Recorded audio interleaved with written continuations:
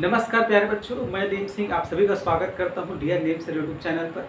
12वीं फिजिक्स के अंतर्गत अध्याय नंबर 2 स्थिर विद्युत विभव तथा धारिता।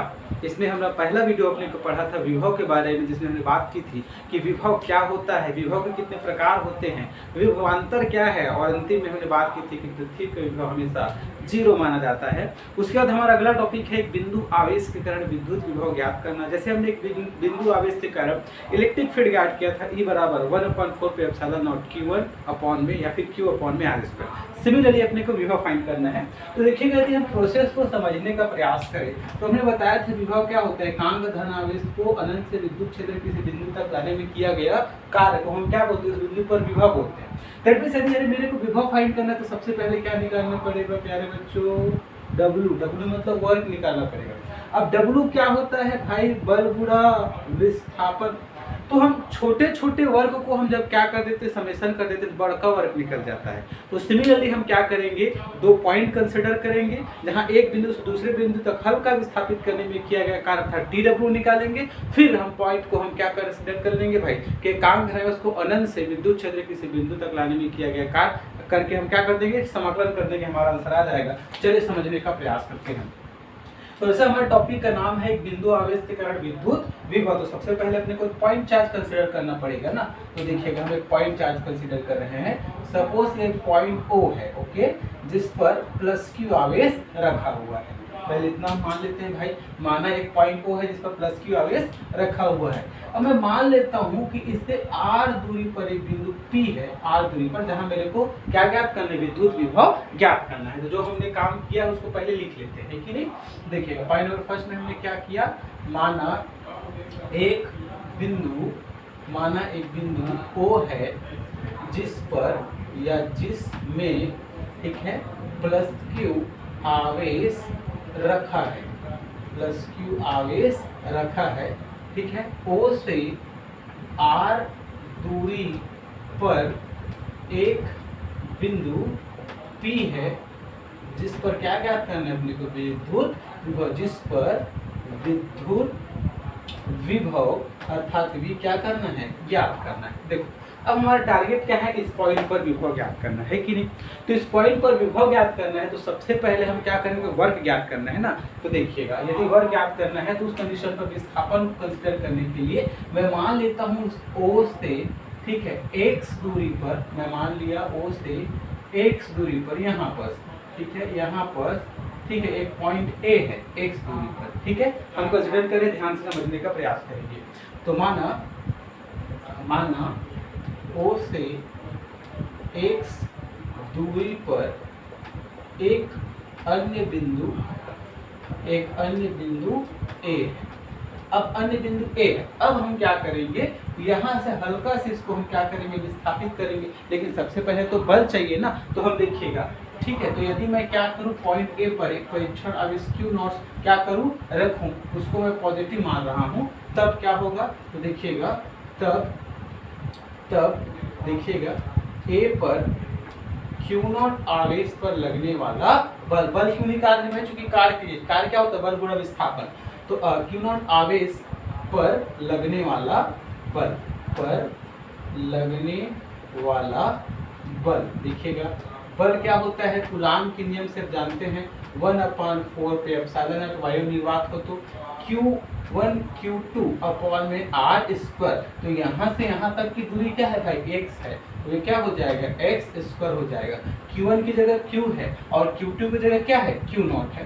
इसके अलावा इसकी दिशा भी बतानी पड़ती है। तो देखिएगा ये पॉजिटिव चार्ज प्रतिकर्षित करेगा तो लगने वाले बल की दिशा क्या होगी, इस डायरेक्शन पर। तो यहाँ पर रख लेते हैं एकांक धनावेश को, ये देखो, और इस पर लगने वाले बल की दिशा क्या हो जाएगी, इस डायरेक्शन पर। तो कहाँ जा रहा है, O से P के अनुदिश, तो कहाँ जा रहा है भाई, OP के अनुदिश। ये क्या होता है, बल की दिशा, इस कंडीशन पर। हो गया समीकरण नंबर 1।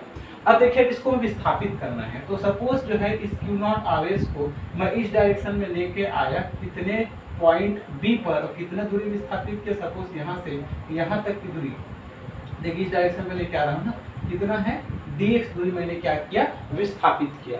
अब dx दूरी विस्थापित किया तो उस कंडीशन में मेरे को कार्य करना पड़ेगा ना, और कार्य क्या होगा, बल गुणा विस्थापन। तो देयरफॉर, ठीक है, Q0 आवेश को क्यू नॉट आवेश को ए से बी तक अल्प दूरी कितना है dx, ठीक है, विस्थापित करने में किया गया कार्य क्या होगा प्यारे बच्चों, छोटा विस्थापन कर रहे हैं तो छोटा कार्य होगा, और ये क्या होगा बल गुणा विस्थापन। अब बल का मान हम यहाँ से पुट कर सकते हैं 1/4 पे epsilon naught q not upon x square, क्या हो जाएगा dx हो जाएगा, ये हो जाएगा dw। ये हो गया समीकरण नंबर 1। लेकिन एक चीज यहाँ ध्यान देने की बात ये है कि यहाँ पर हम जो विस्थापन को निगेटिव ले रहे हैं, क्यों ले रहे हैं इस चीज को ध्यान से समझने का प्रयास कीजिएगा। देखिए बल उस डायरेक्शन पे जा रहा है ये, और हम विस्थापित कर रहे हैं आवेश को ए से पॉइंट बी, मतलब हम इस डायरेक्शन पर, तो बल और विस्थापन दोनों की दिशा अपोजिट होने के कारण इसमें कौन सा साइन लिए हैं अपन, पॉजिटिव चार्ज। ये क्या हो जाएगा हमारा समीकरण नंबर 2। तो ये हमने क्या किया, अल्प दूरी तक विस्थापित करने में कार्य निकाल लिया। अब हमारा परिभाषा क्या होती है, एकांक धनावेश को अनंत से विद्युत क्षेत्र किसी बिंदु तक लाने में किया गया कार्य। तो हम सबसे पहला क्यू नॉट का निकाल रहे हैं, तो देयरफॉर क्यू नॉट आवेश को कहां से, ठीक है, अनंत से कौन से बिंदु पर लाना है, बिंदु P तक लाने में किया गया कार्य क्या हो जाएगा भाई, W बराबर इंटीग्रेशन करेंगे किसका, छोटू वाले W का। इस समाकलन कहां से, इन्फिनाइट से लेके आ रहे हैं, कहां तक, R दूरी तक, तो ये हो जाएगा इन्फिनाइट से R दूरी तक लेके आ रहे हैं। इसी को अपने को कैलकुलेट करना है, तो देखिएगा हो गया इन्फिनाइट और ये क्या हो गया R। अब डब्ल्यू के मैंने यहाँ से पुट करूंगा तो -1/4 पे epsilon naught q not upon पे क्या हो जाएगा भाई x स्क्वायर, क्या हो जाएगा dx। अब x के सापेक्ष समाकलन हो रहा है, तो बाकी जो बचा वो क्या हो जाएगा कांस्टेंट, उसको बाहर कर देते हैं। तो जब बाहर करूंगा तो देखिए निगेटिव बाहर हो गया, निगेटिव के साथ साथ कौन सा भाई 1/4 पाई एप्सिलॉन नॉट भी कांस्टेंट है, क्यू नॉट भी कांस्टेंट है, और ये हो गया इन्फिनाइट टू r 1 में x स्क्वायर dx हो जाएगा। इसको और क्या लिख सकता हूँ, -1/4 pi epsilon naught q naught infinity to r, तो इसको ले गया x⁻² dx। अब देखिए यहाँ से फार्मूला अपने को समाकलन कर जाइए, तो देखिए हम जानते हैं कि जब x⁴n dx का जब समाकलन करते हैं तो क्या आता है, x⁴n + 1/n + 1। तो सिमिलरली भाई यहाँ समाकलन करते हैं तो w निकलेगा, ठीक है, क्या है जो बाहर कांस्टेंट है, -1/4 pi epsilon naught q not, और इंटीग्रेशन किया तो ये देखिए सेम फार्मूला यहाँ पर क्या करो, बराबर -2 पुट कर दो, तो x⁻² -2 + 1/-2 + 1, और लिमिट क्या है इन्फिनिटी टू, ये समाकलन हो गया।